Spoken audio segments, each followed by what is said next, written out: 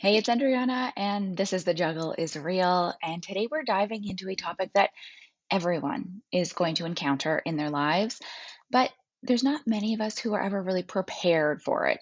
And I'm talking about estate planning, I'm talking about executorship, and what it actually looks like to carry out someone's final wishes, all while juggling your own life, all the things that you've got on the go, your family, and of course, your own grief. My guest today is Debbie Stanley, a trust and estate practitioner, a certified executor advisor, speaker, writer, and founder of ETP Canada. Through her online course, Executor Ready, and her hands on support work, Debbie helps everyday people understand the legal, financial, and emotional responsibilities that come with being an executor. She's been featured in the Globe and Mail, Zoomer, Money Sense, and on podcasts and stages across Canada. She's also a mom to two young women, a lover of Labrador retrievers. Who isn't? And just a wonderfully kind human who is bringing so much clarity to one of life's most challenging roles. In today's episode, we are talking about how to choose the right executor and why it matters, the surprising and often invisible labor of executorship, what you can do now to protect and prepare for your loved ones and with your loved ones, and why women are often the ones who step up, and how we can support each other better through this process. Let's dive right in. This is the Juggle is Real podcast. I hope you feel seen, that you realize your worth, lighten your load, and prioritize your own needs. As we hear from leading experts and well-known faces in the wellness, entrepreneurship, education, and motherhood space, I hope you gain insights, proven practices, and learn actionable tools to help you enjoy the juggle of work, family, and everything in between with a little less stress and a lot more ease, joy, and fun. Most of all, I hope you find what you need to simplify, streamline, and supercharge your own journey of better balance and self-love. Are you with me? Let's get started. Debbie, welcome to The Juggle is Real. I'm so looking forward to having this conversation because it's one of those topics that we don't talk about enough. So thank you so much for being here. How are you doing today? Well, first of all, thank you so much for having me. I'm always excited to be able to chat about this. So I'm a little bit of a nerd when it comes to talking about estate planning and estates. And I get so excited when others are like, let's talk about it. So thank you so much for wanting to share. I'm doing great. I'm very excited to be here. Well, I love that you say that you're a nerd about it because, well, you are a trust and estate practitioner, an estate and trust professional, and a certified executor advisor. So you really do bring a wealth of experience in navigating the intricacies of estates and the role of that executor. And so it is such a very specific niche and such an important one. So I would just love to know a little bit more about your journey and what inspired you to focus on work in executor support and estate education. Well, the journey sort of happened to me, if you will. I fell into it. I was not a little girl playing with my Barbie saying, wow, I'd love to work in after death and help with the states. So it found me as much as I found it. I worked in public accounting and I was in the estates sector. I was dealing with high net worth estates. And because we were public accounting, most of our focus was tax returns. And maybe tax returns weren't my overly favorite thing to do. I did, full disclosure, used to cry every January 1st because of tax season. Yeah. So there was already a little bit of that vibe already happening. But what I started to notice was that even though I was meeting with family members or widows, and we were talking about taxes and how much was owing, because let's face it, it's very expensive to die in Canada and probably any country in the world, to be honest. I would tell them the amount that's owing, and they would sort of say, okay, who cares? How do I close down the Rogers account? How do I deal with Facebook? I have these teacups that everybody's fighting about. How do I deal with these things? But because we did tax returns, I would have to say, I'm sorry, that's not in our wheelhouse. It's not something we can help you with. But, maybe try XYZ, but we can't really help you. And you say that enough times and you start thinking, am I helping anyone? Tax returns are very important. I'm not saying that they're not. Mhm. But when you walk away day after day saying, I left people hanging and you're looking in the eyes of a widower who says, every time the phone rings and their name is on the call display, it just breaks their heart over and over and over. And I thought, there's got to be more, right? If I have to do something every single day, I think I need to feel like I'm making a difference. So that's how I ended up in the executor support world. That's so beautiful. And it's so interesting because my sister-in-law is a tax accountant, and that is for sure like her thing and she loves it. But what she has often said is that, you know, when she's doing taxes for those who have passed away, and the executor, is there to look after it, she says there can be so many complicated situations that arise, and it can be really really challenging when you're working with, the executor of someone's estate. And so I think what you're doing is so important, because yes, of course we've got to do our taxes and we've got to do all of these things, and this is one of those other things that is just so important that, I mean, we don't even want to think about it. So for listeners who are like me and aren't super familiar or haven't had to experience it yet, can you explain what being an executor actually involves? You've mentioned some of the things like closing down the social media accounts. And of course, there is like a mountain of paperwork that you have to go through. What does it mean to be an executor, and what is it that you have to do? The easiest way that I explain being an executor is very similar to when you think about the CEO of a company. So the CEO has to manage a company, make sure that all their finances are going smoothly, that they're compliant with whatever legal requirements and tax requirements. They need to keep shareholders happy. They are essentially, the be all and end all of like that company, right? It all rests on the CEO. It's very similar. The executor is like the CEO, but of an estate. So they are responsible for all the finances, and they are responsible for all the filing requirements, both taxes, legal. They are responsible to those beneficiaries who will be receiving the money of the estate. They're like the shareholders. So when we think of it more like a job and less like this great honor, we start actually appreciating what the role is, because it truly is a job that someone has not applied for, not submitted a resume for, probably doesn't even have the background or the skills, at no fault of their own. It's really, the whole process is in a way set up to make it more difficult for people, because they walk into it thinking it's like this great honor. I get that for sure. So then what would be some of those common mistakes, or maybe there's some misconceptions that you run into often that people have about being an executor or appointing an executor? Oh boy. The common misconception, as I mentioned earlier, was that it's this great honor, like being a godparent or a maid of honor or best man for a wedding. And we even know those come with big jobs as well, being the maid of honor for best Hmm. friend. It's a big job for that whole process. So I say that's the most common from the executor standpoint is, wow, this is a great honor, until they start doing the job. And a lot of times when I work with executors, they say, why did my aunt do this to me? Why did they pick me? Because once you actually start getting into it and realizing how hard of a job is, you start wondering, why? Mm. Why would they do this? And on the other side, from maybe the parent's point of view, and when you're choosing an executor, I think a lot of people think they're supposed to choose their child, right? Because it's their child. So most commonly we see, well, I chose my oldest son because it's the oldest child, so I must have to choose them. But really, maybe the middle child makes more sense because they live closer. Maybe they have a little bit more background in it. They have freer time, but they choose the oldest because that's what they think they're supposed to do, versus looking at it again like a job. So if I was hiring for an executor, what do I need them to have? Not only time and skill and some knowledge, but is it a good fit? So I think, unfortunately, a lot of emotion comes into choosing our executor, when we need to step back and make it a little bit more not personal, I suppose. It makes a lot of sense, and I appreciate that you use the analogy of like being the CEO of the estate, because it really is a lot of uh, transactions that are more from a business perspective versus, this was my parent and I love them very much.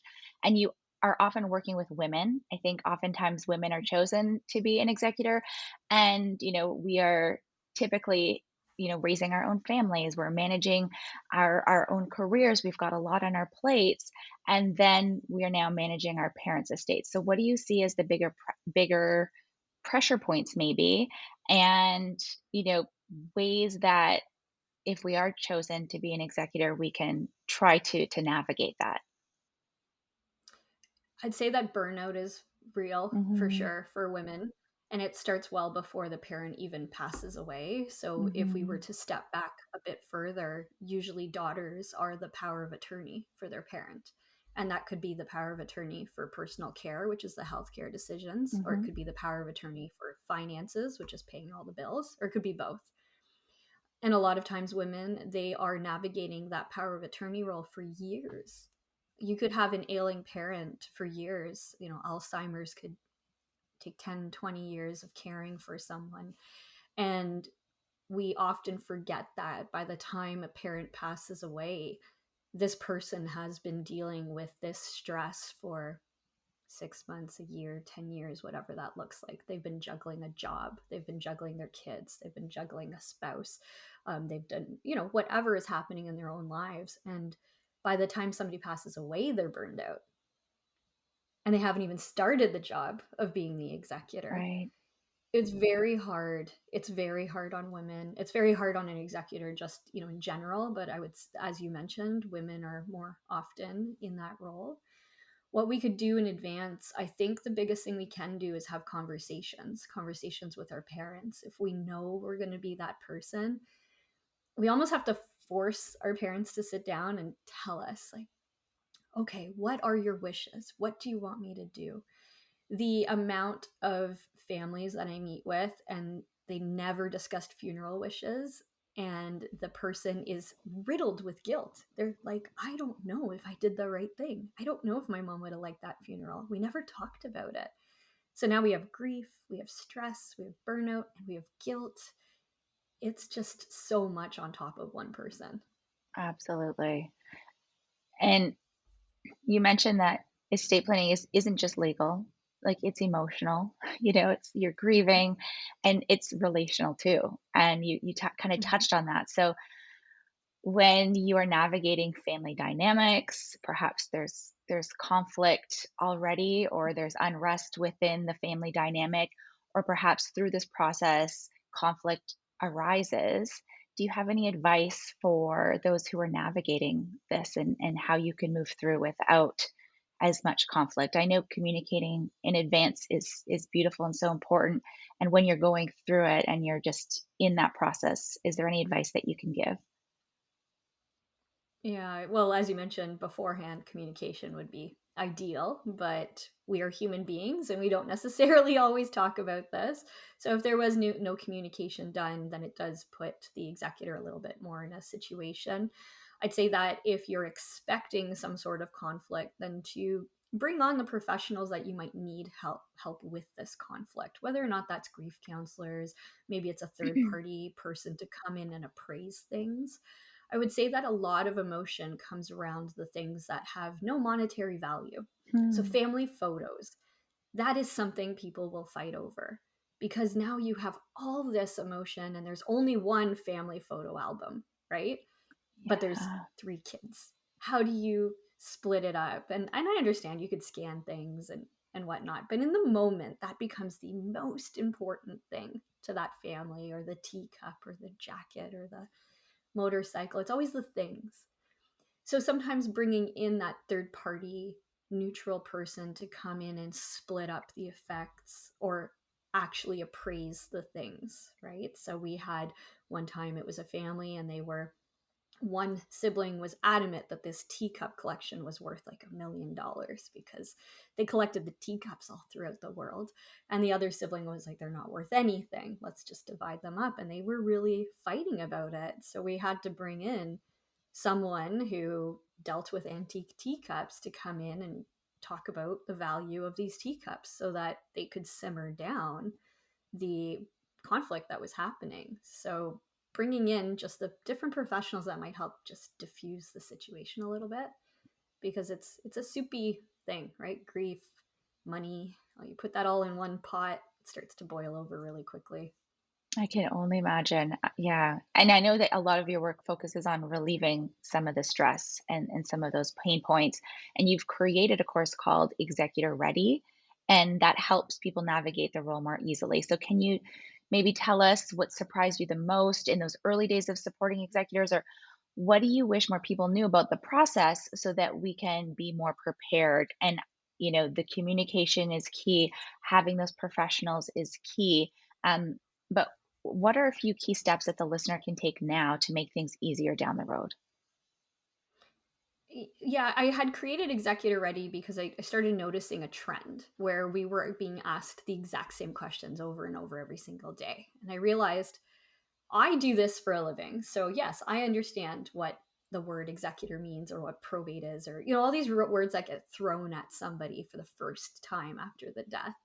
But we realized if this is just your everyday life, I don't know anything outside of this world. If you were to talk to me about engineering or baking a cake or anything else, I don't know. I, So I why don't do know we what expect? probate means. So you just threw a word at me What? that, see, I don't even know. So here we go. This is exactly why you did this. Yes, exactly. So I created the course. It's just about an hour and a half to answer those really, I don't want to say basic because that makes it feel like it's less than, but that's those beginner things that people might just hear and go, what is probate? What is what is the death certificate that I'm looking for? And why does the funeral home form say proof of death and not death certificate? Like just these very beginning questions. And I wanted to just equip our fellow Canadians with a tool chest so that when they did go into the law firm or they did go see the accountant or they dealt with the government and they would hear a word that say, I know that word. Mhm. I've heard that word before. Because again, I think our government, and this isn't to knock the government, but they don't provide any initial support to an executor. We're allowed to pick whoever we want, which I think is absolutely, within our freedoms and rights, totally okay. But we don't go further than that to equip our executors with the tools they need. So we're just like, hey, you're my executor now, have fun and know all these terms and know all these deadlines and know all the liability and the risks without ever being trained or told on what to do. And that's, I think, just it makes my heart hurt because I hear from so many executors saying, when can I grieve? I have to fill out all these forms. My heart is broken. When can I grieve? Mhm. That's so sad. Like, what did we do wrong in this whole process? That's the question that we get asked every day. Well, thank you for creating that. I think anything that can ease that burden and support someone who is in this very important role. I mean, I don't even know, like, how long should this process take? And I'm sure there's variances, but you said that there are deadlines. Like, what does that process actually look like then from start to finish? The average estate takes about 3 years to finish, from Wow. start to finish. Most Wow. people think 6 months. It is much longer than you think. And that can vary, of course. You can have complicated estates. I mean, technically, some estates could run 20 years. Mhm. So, for instance, if in my will I leave money to my niece who is 7 years old, well, she can't receive that money at the age of 7. So it would be privy to the terms of my will.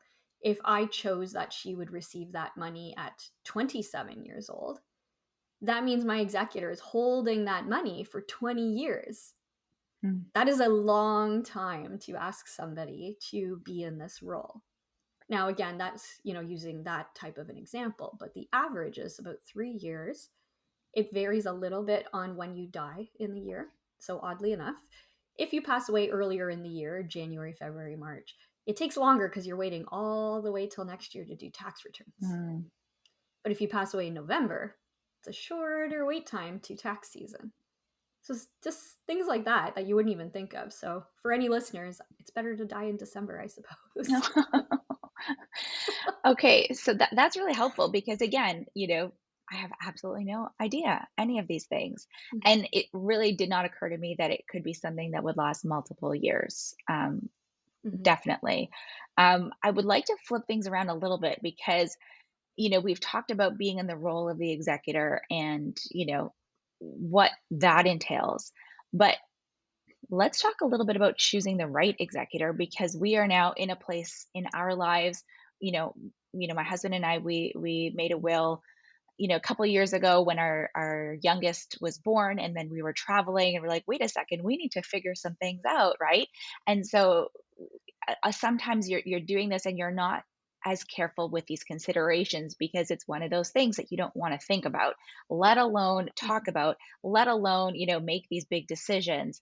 um, but for someone who's planning their own estate, what do we need to think about when we are choosing an executor? You've kind of mentioned, some of the things like don't just choose the oldest because they're the oldest, or don't just do it based on emotion. But what are some of those key attributes or key factors we should consider when we are actually going to put this on paper and make it a legal and binding document to choose that executor?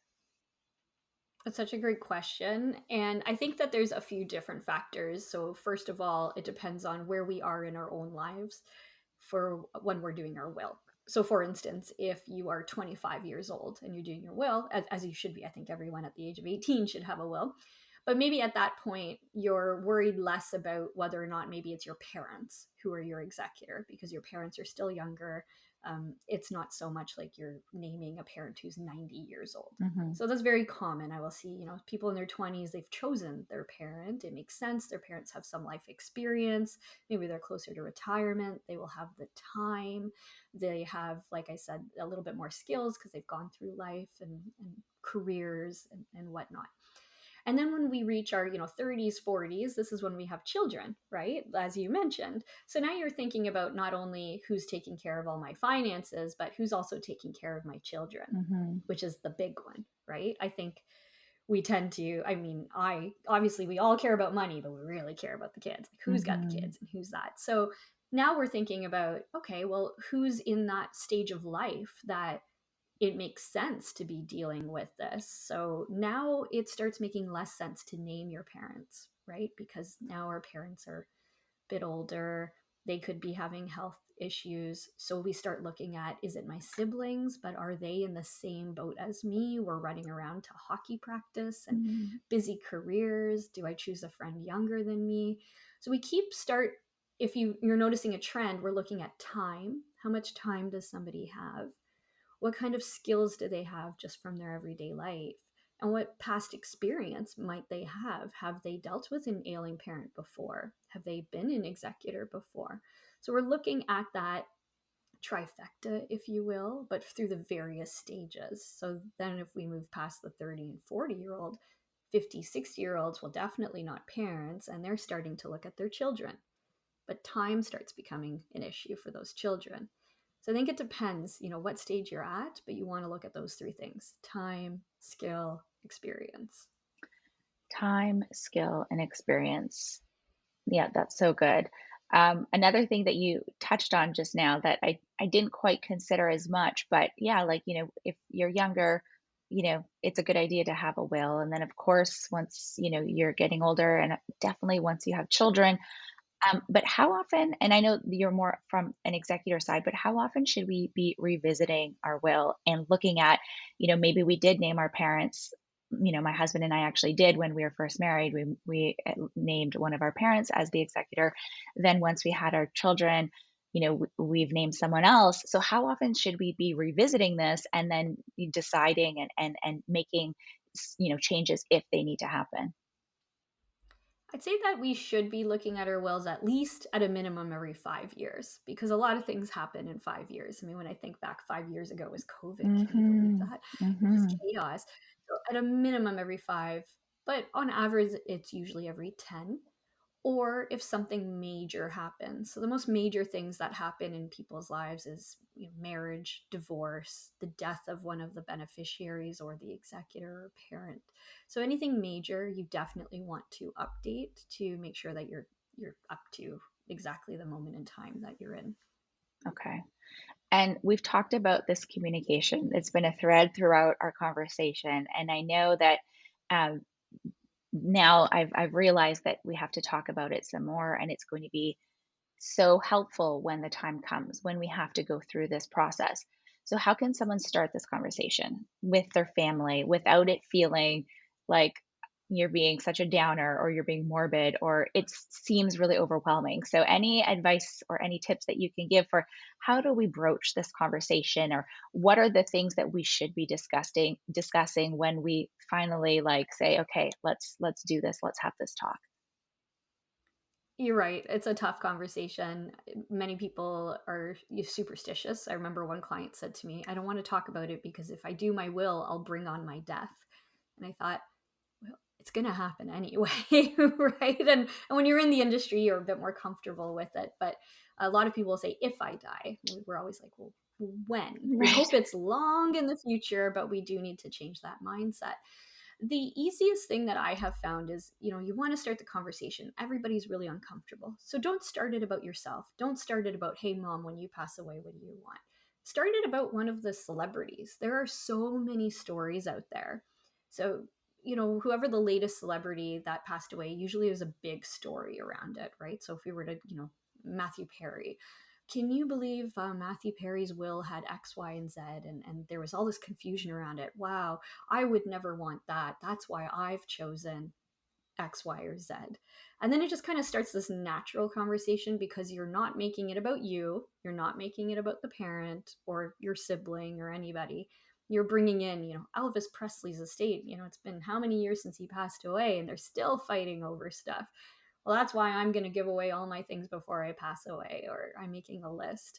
So you're using someone else Mm. as your conversation starter. I like that. Yeah, and it doesn't seem as heavy when it's someone that you A, don't know, or B, is, pretty well known.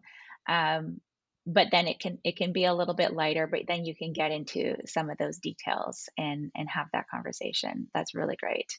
And you mentioned, you're in the industry. A lot of these things are, very familiar to you, or, it's more common. But you're also a mom yourself and a business owner, Mhm. and you're an educator. And I would just love to know, like, what about this work has taught, what have you learned, I guess, about legacy, about motherhood, maybe on a deeper level, and how we can support the next generation? Oh boy, that's deep. Not to put you on the spot, Debbie. I think thinking about legacy, what I have learned is that our legacies are not tied to our finances. So it's Mm, not the money we leave behind. Where if you asked me this question 15 years ago, I would have said it's the insurance policy you have, and it's the savings account, and it's the money you're going to leave your kids. But having worked on thousands of estates at this point, what I have discovered is the legacy is your memories, the memories that your niece and nephew will tell, and your children, and your friends, and your partner, and your family. That's the legacy we leave behind. No one will remember. I mean, they appreciate the money, absolutely. But no one's going to remember what you had in your bank account, or what your vacation pay was, or what your salary was, or how hard you worked. But they remember how you made them feel. They remember the trips you took. And I have a little bit of maybe a bad habit of traveling a lot. And the reason for that is because I have had so many widows come to me and say, we were saving our whole lives for this epic trip. Like, this was our once in a lifetime bucket trip. And 2 months before we went on the trip, my spouse died. mm. And every single widower says to me, do the thing, go on the trip, do it now, because tomorrow is not promised. So I need to focus more on the future, but I'm very much like, right now we need to do the things now. But I have learned the legacy is not the money, definitely not.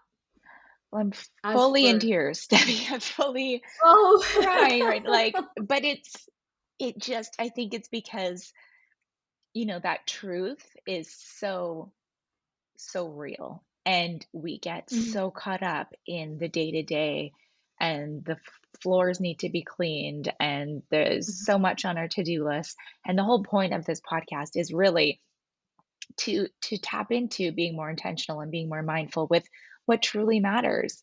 And mhm, when we think about when we are no longer, in this form, like, I can't even talk about it, right? Because it's just one of those Yeah. things that you wanna make sure that you're doing the right things now, so in supporting the next generation, I just love, and I don't think it's a bad habit. I think it's the most beautiful habit to plan the trip or to have those moments, and it doesn't matter about the money, but, like, going camping or, like, going to the Mhm. park can be super meaningful if you allow it to be, right? Mhm. Mhm. Yeah, that's exactly it. Just being present, being in the now. You mentioned about the to-do list. Our to-do lists are massive, especially as women, and we carry so much on our shoulders. And I know this is not related to the topic, but about 6 months ago, I said to my husband, I can't clean the house anymore. Like I'm working, I'm networking, I'm dealing with the kids. My youngest was going to university. It was just a lot of things, and we were arguing over the cleaning of the house. You're not Mhm, doing enough. I'm doing too much. And I said to him, "That's it. I'm hiring someone to help us." And at first, I thought, the money. Oh my gosh! And then I realized the time that I'm getting back is beautiful. I'm spending more time with my husband. I'm spending more time with the kids over something, just one to do item. And yes, you know what? It's worth every penny. So I think we do need to look at our to do lists and take a hard look at what should I be doing and what could I get back, because we only have today. I mean, we only have this very moment. And I was stressing way too much about things that I couldn't control and shouldn't be on my stress list, right? So I guess to tie it back to the legacy, I have more time, right? On a Saturday morning, I can take my daughter for brunch. I'm not cleaning my house anymore. mhm. She's going to remember these brunch dates. I love that. She's not going to remember how clean our house was. And if anything, I would imagine that the stress and the resentment and just the back and forth of who's cleaning and who's doing what, and like that's maybe a memory that someone would take with them that's not as happy about, my mom was always stressed about cleaning toilets, versus we've had these beautiful Right. brunches. And I did have a moment like that myself a little while back where like I threw the vacuum central vac thing, like I whipped it down the stairs like a bit of a Looney Tune, and I just was like, "No, no, this is it." And Mhm. I hired a someone to clean as well, and it is the things that we can take off our plate that really at the end of the day aren't lighting us up so that we can do the things that truly matter. Yeah, I mean, if you're talking about death, like, we really come to realize that time is not an infinite resource, and we only have so Mhm. many days, and we don't actually know how many days we Mhm. have. So I think it's really beautiful that in a conversation like this and talking about something that really is quite logistical, something that is a topic that we have to discuss and something that we're all going to go through at one point or another, really bringing it back to okay, and that means that even if you are choosing an executor, even if you are the executor, what else are you doing to make sure that you're making those days count? And so it's just such a beautiful tie-in, Debbie, that I didn't expect that we were going to have. And as we close things out, I would love to know from your standpoint, we've gone through so much. But for someone today, of course, we've got so much on the go. What is an action step that we can take today or this week or here and now to feel more prepared, to feel more empowered, to feel like it's just loosening and lessening the burden a bit. I would start with two things. One, for ourselves, is just go to the dollar store and get a binder and some tabs. And then put in that binder a statement, a bank statement, and your house info, and maybe if you have a pet, the information on what they eat and who the vet is. Just start filling it. You don't have to do it all in one day. But as you go throughout the next year, keep putting in those important things. Because when we're gone, someone can't ask us these things anymore. So if you have it in one spot, we call it at home the grab it and go binder. If the house is on fire, everybody knows, go get that binder. And over the years, it's just gotten fuller and fuller. What pharmacy do we use so that somebody can call and find out what medications we're on? Just, the things you wouldn't even think of. Yes, legal, banking, all of that, but just ourselves as people. What subscriptions do you have? What online accounts do you have? All of that.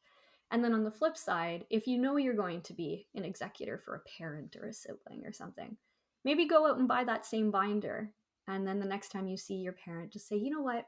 I'd love if you could just put this stuff together. We don't have to talk about it if it makes you feel uncomfortable, but it would really help me if just every time you think of something, you plop it in there. And I think that would just make the world of difference for everyone.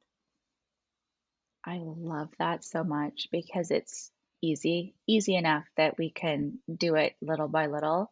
Um, but just I think knowing that we have that in place, it can just erase so much of that mental load and maybe the guilt that we might feel, or maybe the unknowns. And I think a lot of, especially in motherhood, like, if we're not here, like who's going to do everything? And just knowing that everything is taken care of, I think that is something that is worth much more than the dollar store binder and however much those tabs cost. So thank you Exactly, so for much, a whole Debbie. $10. I didn't expect to cry today, yeah, but I appreciate you bringing us back to the here and now, and supporting us in this way. For the listener who's like, okay, so I still don't know what probate means, and I've loved everything I've learned, but I now know that I need to learn so much more. How can we work with you? Where can we find you? How can we follow along to get more information? I guess I left you on a probate Yeah. cliffhanger. So you can find out more. Perhaps I did that on purpose. Our website is etpcanada.ca. We also have our course, which is executorready.ca. Everything is on there. We even have free downloads, a blog. We try and get as much education out there for people. So check out the websites. Hopefully, we can answer some of those questions. And if you have a burning desire to find out what probate is, definitely reach out. Yeah, no doubt. Well, thank you so much. I will put those links in the notes for the episode so the listener can go ahead and check that out, and tap through to get more information. But I so appreciate your time today, Debbie. I appreciate everything you're doing to both support the process and also educate us in learning more about it. It's, again, just one of those things we don't want to think about, but we definitely have to. So thank you so, so much for this time. Thank you so much for having me. I did not expect to cry. And it's so funny and so heartwarming to me because when we ended the conversation with Debbie, we weren't recording, but she and I just had a really quick chat. And she started crying too because we were talking about the kids, and her daughters are a little bit older. And one of her kids just finished her first year of university. And so she's just like, time flies. It goes by so fast. And, before you know it, you have a 19-year-old turning 20, and, you know, the days feel long, but the years are short. And so having these conversations, I think, is just something that we need to do now so that we don't feel that burden later. So here are a few key takeaways um, that I'm leaving this conversation with. I think what's very obvious is that choosing and preparing your executor, it's an act of love when you're choosing the right person and getting them prepared. It's not just logistics, but get yourself a binder or get a binder for your loved one. You're going to get them for your kids for back to school. Pick yourself up one as well. Start filling it with those things that, are part of your everyday that someone is probably not going to know about if you do pass away, or if you're an executor for someone, so that you do have all that information when the time comes. Another takeaway is that we as women, we are often carrying this unseen labor, and there's so much that we are doing and feeling. And so it really is more than okay to ask for help and to hire help. Debbie talked about getting someone to help her with cleaning, getting the legal support if there is conflict within the family, to get in that third party to help support you. Estate planning does not have to be scary, but avoiding it makes it harder. So have those conversations, because yes, talking about death is uncomfortable, but when you're avoiding it, it's not protecting anyone, and it's probably going to make things more complicated and more complex later on. The biggest takeaway that I'm leaving this conversation with is that preparation gives everyone peace. It's peace for you and it's peace for your loved ones. So have that conversation today. And if you got something, if you learned something like I did from this episode, share it with a friend or a sibling. Or if you are an executor for someone, share it with that person. Maybe it's one of your parents, so that we can, you know, introduce these topics in a way that's a little bit more lighthearted. You can visit the links in the notes for this podcast episode so that you can learn more from Debbie and what she's doing and her course and all of the invaluable things that she is doing to support us in our journey. And of course, please, if you haven't yet, subscribe to The Juggle is Real, rate it, and write me a short and sweet review. This is what's going to help other people, more women, more moms, find supportive conversations like this so that we can all feel a little more prepared and have that perspective of just how important the here and now is so that we can truly enjoy these moments without the guilt, without feeling like we have to hustle and strain and grind. Thank you so much for being here, for listening to me cry and try to get through. I love you, and I'm so grateful that you're here. And until the next episode, take good care.